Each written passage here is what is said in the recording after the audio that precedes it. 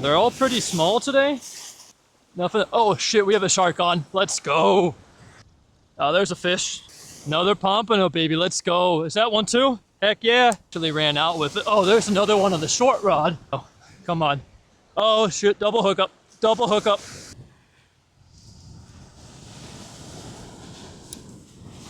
Ooh, fish on, baby. Feels like we might have lost it, but there was definitely something there. Yeah, there's definitely a strike. I didn't see it happen, but definitely a strike the way that slack came in on that line. And this is exactly why I like just getting rods in the water as quickly as possible when I get down here. There's no point of wasting time. We're gonna go look for some sand fleas and keep an eye on our rods. We're not gonna wander too far. So I'll try to show you guys exactly what I'm looking for. But as the water's running down here, here it's pretty obvious. Can you see how all the coarse sand's getting pushed out to the sides? So that means that there's usually fleas sitting in there. They come up and filter feed every time the surf comes in. They're all pretty small today. No, nothing. Oh shit, we have a shark on. Let's go.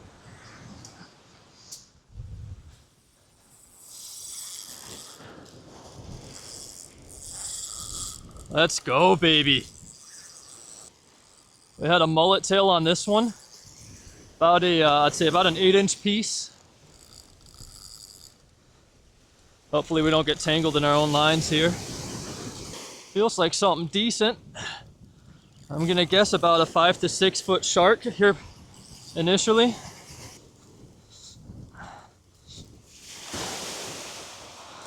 Let's see, it's already in the surf, which it's a little bit too early. I really want to drag him down the other way.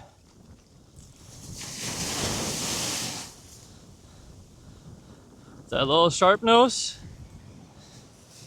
It is. Beautiful little fish. I want to land him, but I want to land him close to the beach cart, just so we don't have to drag him out of the water for too long. It's a bit smaller than I originally expected here, but that's completely fine. It's a nice start. See if we can't drag him up here with the next wave that comes in. All right, come on.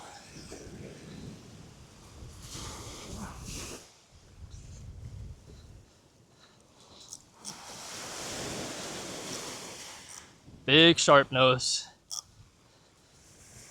It's about as big as these guys get. Come on, buddy, let's get you up a little bit further. There we go. These are not protected, so I technically could keep this guy. We're not going to today. We'll see if we can't get the hook out.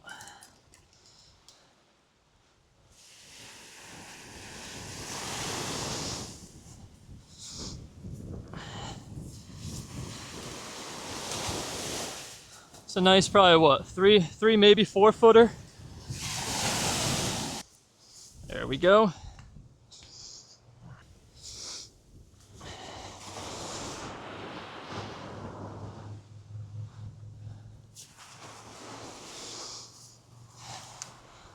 It's a beautiful shark.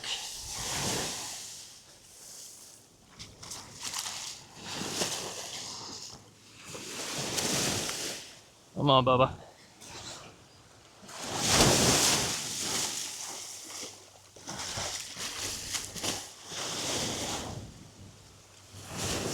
Get back out there. There you go.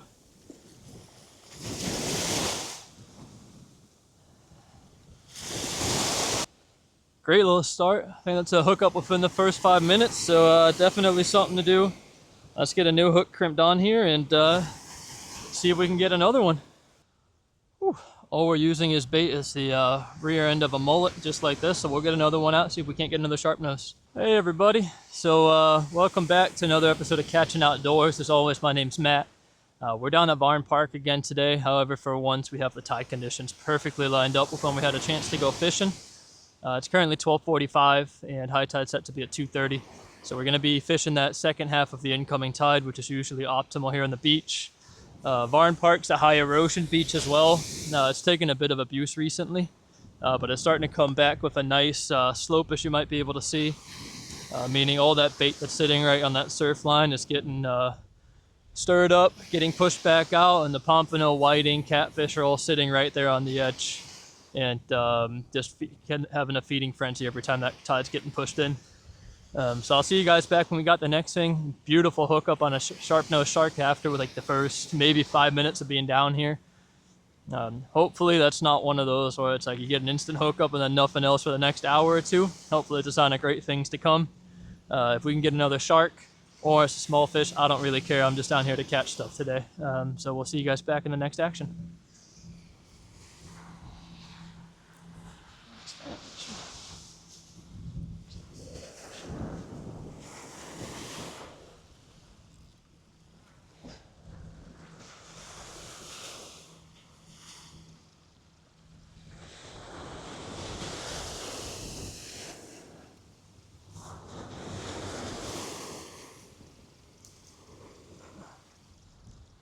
Oh, there's a fish. I may not even cut that.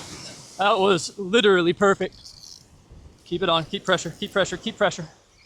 Oh yeah, she's on. Feels decent. Looks like a whiting, slender white body. Beautiful clear water today. No seaweed either. Oh, is that a pompano? Come on, get in, get in, get in, get in, get in, get in. Pompano, baby, let's go. Woohoo! Oh, that is gonna be borderline keeper right there. Man, that is exactly what we wanted, as I just stated. Yeah, let's go. All right, so it has to be 11 to the fork. So we got the fork right on. Man, it is dead at 11. Let's see, get that tail perfectly lined up there on the fork. I mean, it is 11 with the mouth open, but we're not gonna risk that. FWC comes by, that is one of those they might write you a ticket for it. But beautiful fish, exactly what we're targeting. Let's get this guy back and see if we can't get its bigger brother.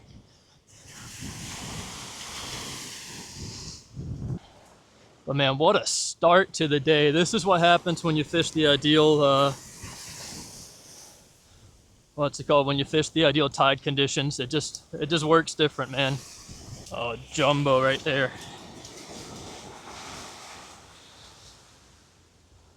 So sometimes the sand fleas get too big. Like the one on the right now I would consider ideal. Has eggs in it.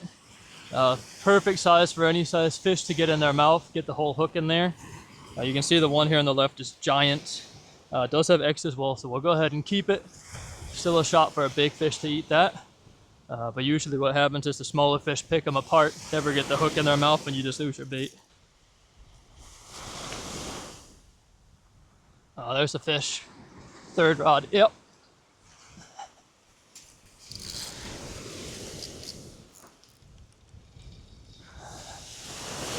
Alright, still on. Let's see, hopefully another pompano, slightly bigger than the first one. Something to put in the cooler. It's fighting real good, much better than a whiting, so I don't suspect it's that. Yeah, another pompano, baby. Let's go. Looks roughly the same size.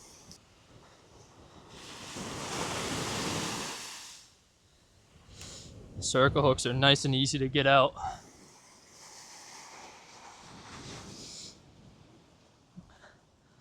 Let's see here. Yeah, slightly different. This one's 10 3/4, so another one we gotta let go. Another beautiful fish.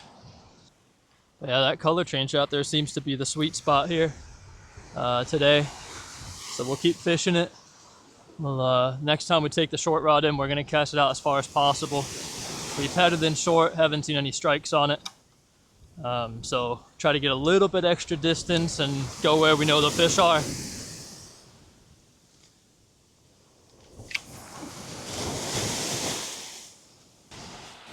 Woohoo! I needed this, man. Needed a good day down here. It's been 3 weeks since the last time I got to go fishing. And I mean, this year's just been rough on me in terms of catching stuff. So it's nice finally being able to reel some decent sized stuff in. But here's one of those perfect ones I was talking about. One more. So when you get on, oh, there's a fish on that last rod. Yeah, that's a pompano.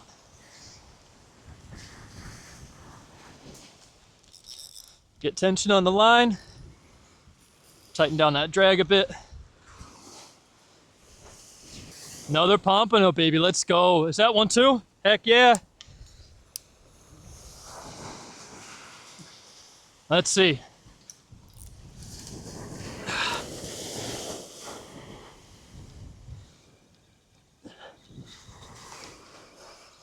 Come on. Come on, be on there. Be good. Be good. Yeah, they run in schools. They're all roughly the same size in the schools as well. So if you get one small one, it'll be 2 small ones. I think both of these guys are going to be a little bit too small to keep. But again, they are right on that size limit. Let's hurry up and get the first one we had come in out. This one's definitely too small. I'll still go ahead and measure it up.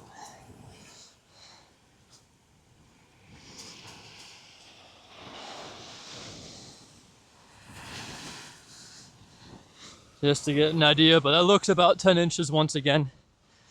Let's see. Fork right on the back. This one's 10 and exactly 10.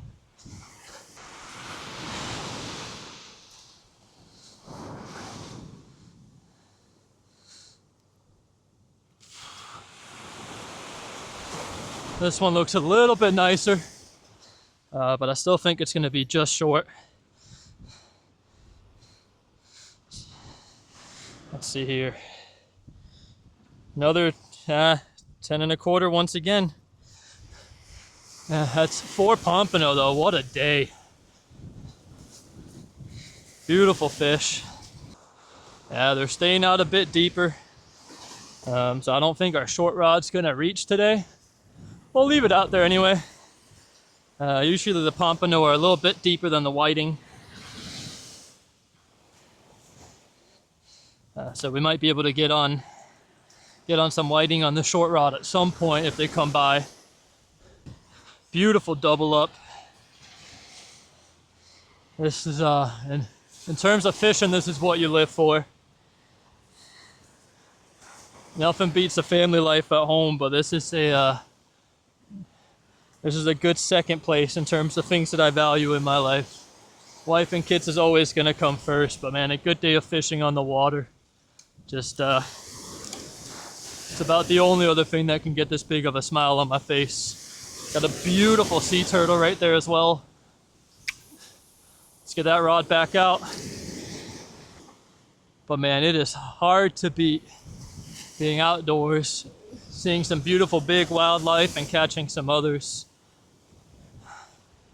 Especially when you start catching the exact species you're targeting. I mean, this is amazing. All 4 pompano today, surprisingly, have actually ran out with it. Oh, there's another one on the short rod.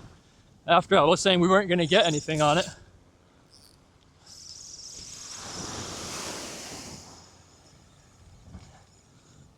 Oh, that feels nice. It's always fun getting them on these short ones. And just like I predicted, guys, whiting on the short one when they came by. This is, man, love it when a plan works out. It's a decent sized whiting as well. In terms of eating fish, we are catching the two species I prefer getting in the surf.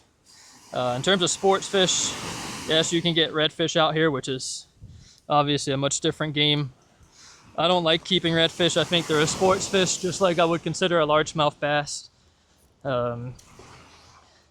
Let's see how long this one is. It's gonna be our longest fish of the day.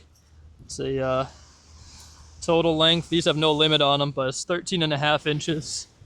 Great tournament size fish.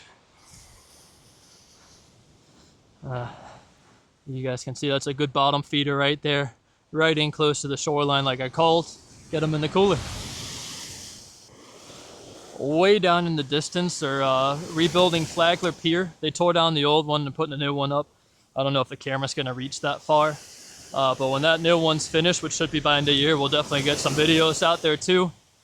I grew up pier fishing down in Deerfield Beach and absolutely enjoy it. There's so much different stuff you can target just because you can get out into much deeper water.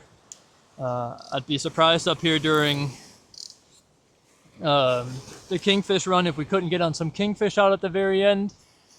But you can definitely also just surf fish off the pier. It's kind of fun trying to have to pull them all the way up. Oh, we're already on that fresh one, so this is exactly why you rebait. Point proven. Fish like fresh bait. And he came off. Dang it. And he took the big one. There we go. They will bite the big sand fleas. But I think back to the point I made earlier, sometimes they don't swallow the whole hook. And that seems to be exactly what happened here. Well, let's get one more pompano. Let's get that 11.5 inch. Don't need all 12, just 11.5. Oh, there's a fish. There's a fish. Come on, stay on, stay on, stay on, stay on. There we go. Oh, that feels like a nice pomp. That's a good pompano. Come on. Oh, shoot, double hookup. Double hookup. Come on. Come on, stay on there. Let's get this guy in quick. You can see, oh, double hookup. Let's go. Woohoo! Double pumps. That's a triple hookup, baby. That is, unless we just had a, unless our lines just got tangled on this, but we got so much slack. Oh no, we're still on. Come on. Come on. Did I lose you? Come on, please be there. Please be there. Woo-hoo-hoo! 3 pomps, baby. Woo! Triple hookup. Let's go. Woo!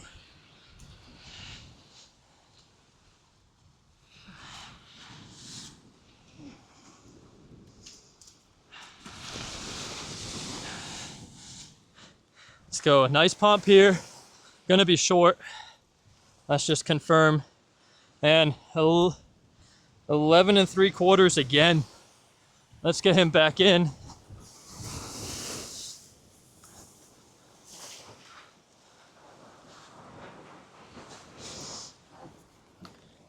Woohoo! Double hookup, baby. Let's go. Woo! Double whammy, baby. Let's get it. That top one looks nice. That might be a keeper.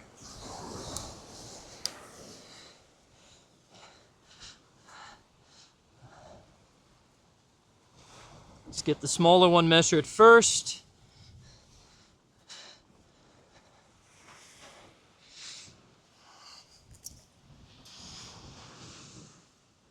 Yeah, 10 1/4.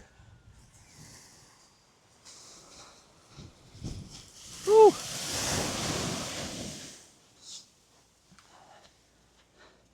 Did you spit the hook? You did. Oh, come on. Come on. You're going to be 11.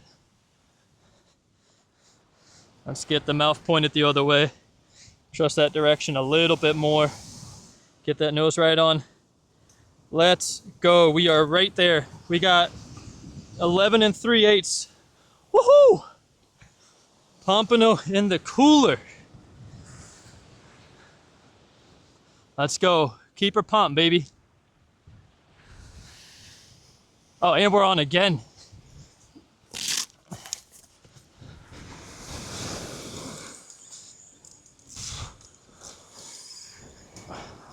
Woo-hoo-hoo-hoo-hoo-hoo! Man, fishing is hot. Let's go. Where are you? Where are you? Another double. That's crazy. 5 pompano. Whew. In a matter of what, like 2 minutes? Let's freaking go. Woo! Let's see. We got to get some rods back in the water, man. The pumps are here. These are both going to be short. What have we got here? Let's see. Fork, 10.5.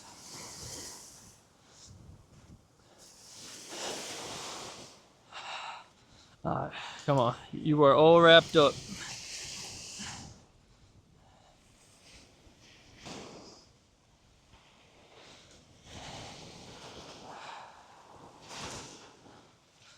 Woo! Another 10.25. Let's get it.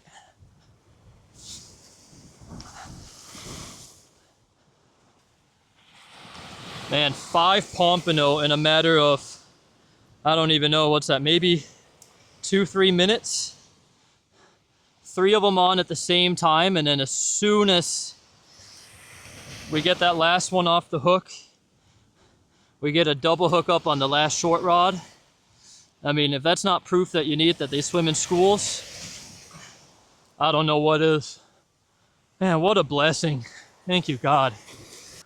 Man, I think that is the most exciting 5 minutes of fishing I have ever had in my life. Wow. That's crazy. We've been able to manage 4 rods the entire time, and then out of nowhere, everything just goes off. Thank you all for staying tuned this far. I'll see you guys back in the kitchen unless anything crazy happens. Camera just died on the chest cam plus the other camera, so it'll be a 1D view if anything does happen. But we're gonna get reeled up, get the truck loaded, and then head home. All right, everybody, welcome back. We are gonna keep it relatively simple today. So all we're gonna do with the pompano, we're just gonna fillet it, leave the skin on, and then we're gonna grill it up tomorrow for lunch. And for the whiting, all we're gonna do here is simply gut it. There's a bunch of small bones in here, but it becomes really, really easy to pick it off, or pick the meat off the bones if you leave it whole. So we'll go ahead and descale it, and then we're literally just gonna gut it. So I'll go ahead and show you guys the quick process for each of these fish. And yeah, then we'll start cooking tomorrow for lunch. So with a pompano, there's a bunch of meat coming the whole way up the backside, and it gets very thin down towards the belly where the guts are. So you really want to get all the way down to the anal fin and just cut around. That way you don't have to worry about cutting them before you clean them. All right, guys, so we got 2 pretty clean fillets out of that. We missed a little bit of meat above the rib cage, but overall we got damn close. There's a little bit up here against the back as well. We did a good job on the opposite side. Just messed up over here. Avoided the guts, a little bit more meat here as well, but overall not too bad. For the whiting, what I'm going to do, I'm going to take the head off first, and then after that we're just going to gut it out. So super easy process. Just you can kind of feel where the meat starts. So you just want to grab your knife right above it and follow the curvature of the head down.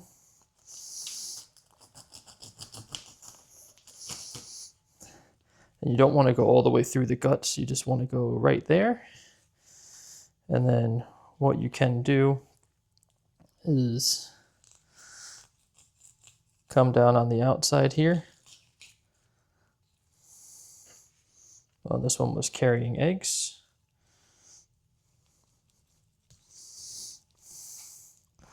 And what we accomplished by keeping the guts intact is we don't spoil any of the meat. So you guys can see that's the egg sac. So on big fish like sturgeon, this is what they make caviar out of. You can pan fry this. It actually turns out really nice. I'm not going to do it for something this small. But just a trick, if you do get some bigger fish that are carrying eggs, fry them up with some butter or smoke them. It turns out really, really well. What you want to do on most fish as well, you see this bloodline here, just get your finger in it, usually just a thumb. You can start just pushing out any leftover blood. It just keeps the meat when you cook a little bit cleaner as well. Grab a paper towel and just really get the worst of that out. All right, everybody, welcome back. So right now we're waiting on the green neck to get up to temperature. We're looking through 350 degrees before we throw the pompano and the whiting on there. So while we're waiting on that, we're going to go ahead and whip up a quick aioli. This is a what I like to call a lazy man's aioli. So we're just going to use mayo, which is already pre-mixed, obviously, oil and egg yolk. But if you want to make a prop aioli from scratch, you want to grab one large egg yolk, about half a cup of olive oil, and then you still want to use the same lemon, but you want to have a little bit extra garlic as well.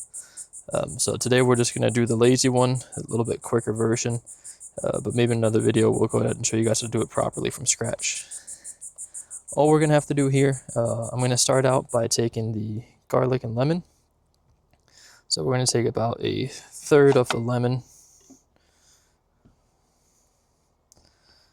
We're going to go ahead and get the juice out.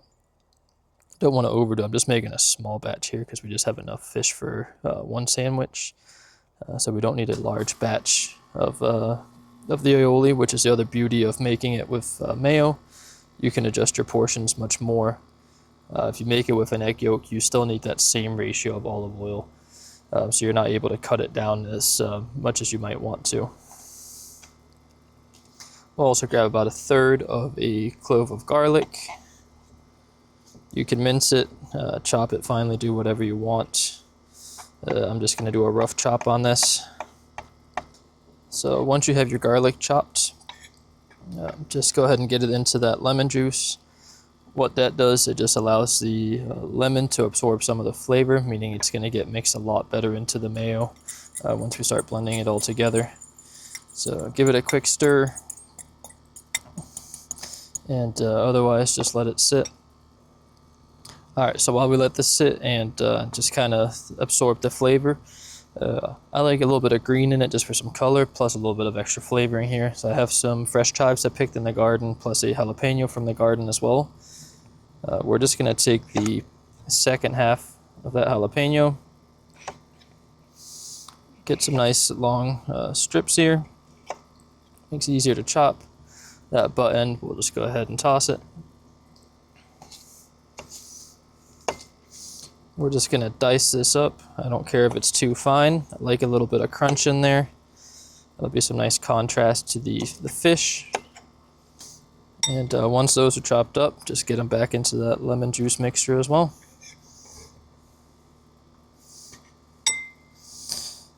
What I like about chives, they have a little bit of a garlic and an onion flavor all in one. But they have that nice green color, which just looks good. I'm a firm believer that you get a couple extra percentage points in flavor if your food looks good as well. So to me, it's worth going that extra mile and just trying to do a little bit of extra pop of color in it. But once you have that roughly chopped, again, into that lemon juice. And last step here is going to be to start adding some mayo and then mixing it all together. So super quick, doesn't take much skill at all. I don't care too much about proportions in my cooking, as you may have been able to pick up on now. I just want to get to a rough consistency that I like, and that's usually what I use as a guide. So almost a perfect mayo consistency actually, just barely thinned out. So just like that, you can see how it's slowly coming off in chunks at a time. That's exactly what we're looking for. So I'm going to go ahead and get this inside in the fridge. Alright, so the grill's getting up to temp. It's at 300 degrees on the thermometer, but this does run a bit warmer than it says, so it's probably about 325, 350. So we'll go ahead and get our fish on now. We have our we have both of the fish wrapped in paper towel overnight. So we have our whiting, which, as we saw in the cleaning video, we just took the head off and removed the guts. So this is going to be very, very easy to cook up. All we're going to do here is just get it directly on top of the coals and let that cook off. That one will be flipped about in about probably 5 minutes or so. And then for our pompano fillets, we're going to get these guys just below, so still over the coals, just like so. They're going to need probably 8 to 10 minutes total cook time, but we're not going to flip them. We're going to leave the skin side down the whole time, which just protects the meat a little bit. We're not doing any seasoning on here. I like letting the fish do the talking, and let the accessories that we're going to put in our sandwich be what makes the difference. Alright, so it's been probably about 7 minutes or so. So we'll go ahead and get the whiting flipped here. And after we get it flipped, we'll take a look at the pompano. You can see that beautiful charred color on the whiting. Pompano's firming up, not quite, they're still a little soft, but very, very close to being done. So we'll give that another 2 minutes. The whiting will need another probably 3 or 4 minutes, and then I'll see you guys back when we're ready to eat. Alright, so what we're going to do, the whiting I'm actually going to save for dinner tonight. So we're just going to get it off and into a little Tupperware. That tail should break perfectly just like that. And then, I guess you can actually, perfect time to show this, that skin just peels right off and exposes that nice white meat. You can see how it's completely hollow inside, which is why, again, it's perfect to cook these whole. As for the pompano, get that straight onto a cutting board over here. And just while we let that cool down a tiny bit, we're going to get some sourdough bread from Aldi on here. We'll give it a quick flip on each side. We'll leave it open just to really get the heat on there. It's a green egg, it warms up very quickly. I love a green egg. It's a good split between a charcoal grill and also a smoker. You can do both very efficiently. So I really enjoy it. I can't recommend it highly enough. So while we wait on that bread to finish crisping up, all we're going to do here, we're going to take our pompano. We're going to take our spatula and get between the skin and the meat. And then if we are able to get far enough in there, now that it's cooled down a little bit, we should be able to just kind of slide along and lift all that meat off.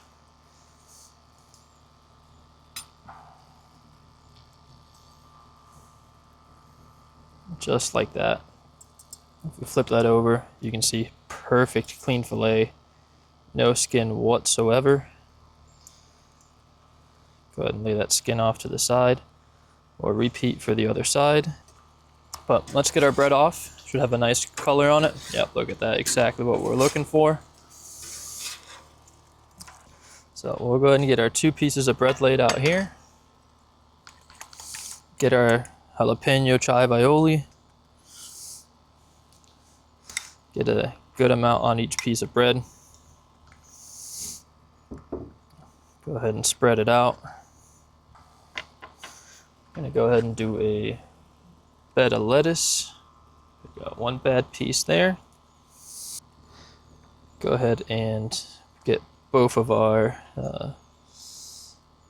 both fillets of the pompano on there. We'll save this one, keep it as a little snack for the chef. Get our second piece on top there. There you have it. Absolutely beauty of a fish sandwich.